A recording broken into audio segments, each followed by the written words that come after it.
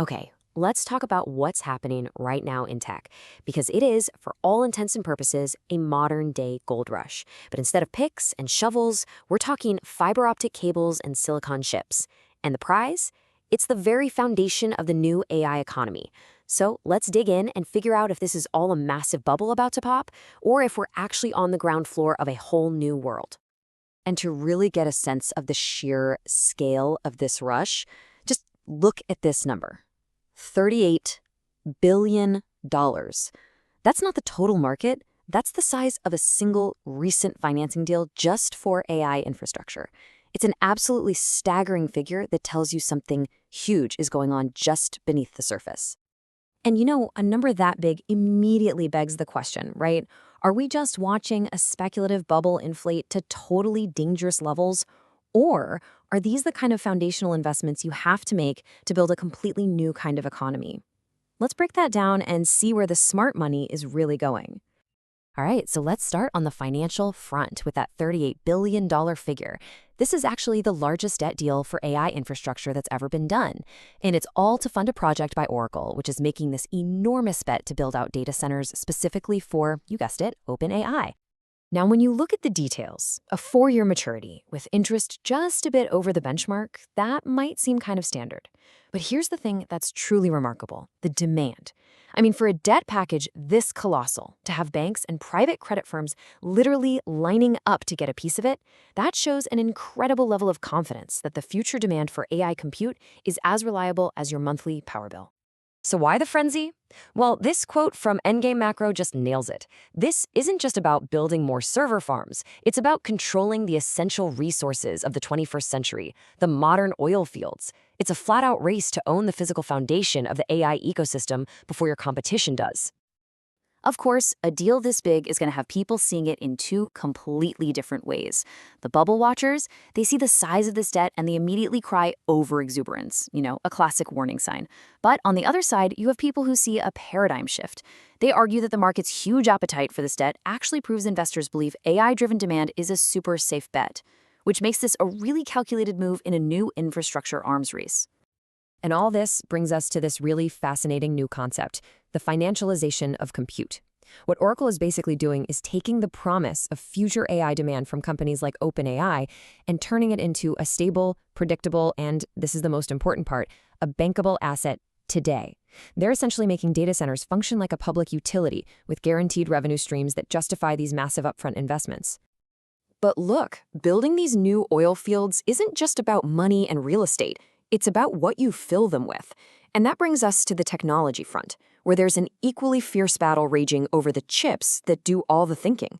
A battle where Google is making a very serious play to challenge NVIDIA's long-held dominance.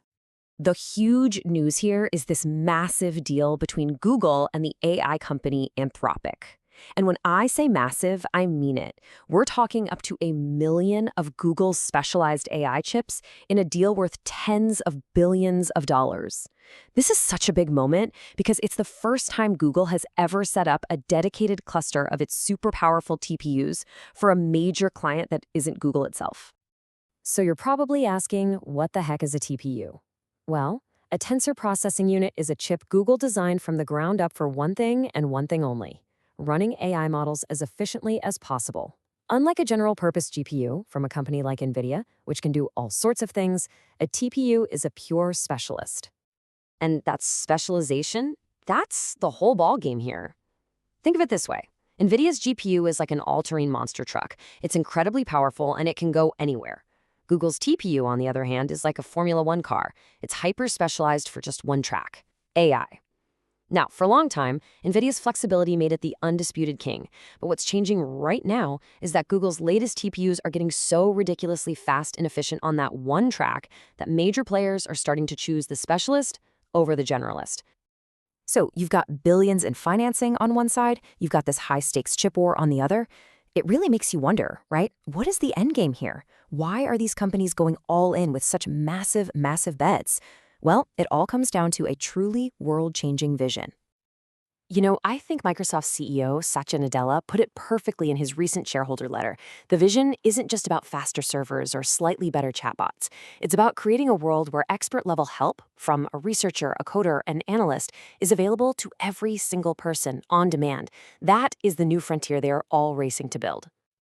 Okay, that vision sounds amazing in a shareholder letter, but what does it actually mean for real people right now?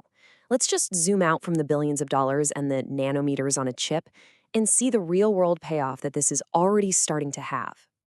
Let me introduce you to Siraj. This is an AI learning assistant being piloted in Jordan. The goal here is to make it available to all 1.6 million students and 90,000 teachers in the entire country's public school system. It's a tool for self-directed learning, all in Arabic, with absolutely no technical background required to use it. Okay, but this is the part of the story that is just absolutely mind-blowing. The pilot for this massive nationwide project was prototyped, built, and deployed in less than a month, and get this, by a single person. And that right there is the ultimate payoff of this whole infrastructure gold rush. It's not really about the data centers or the chips themselves. It's about enabling one person to build a tool that can transform an entire nation's education system in less time than it takes to get a new passport. So let's just let that sink in.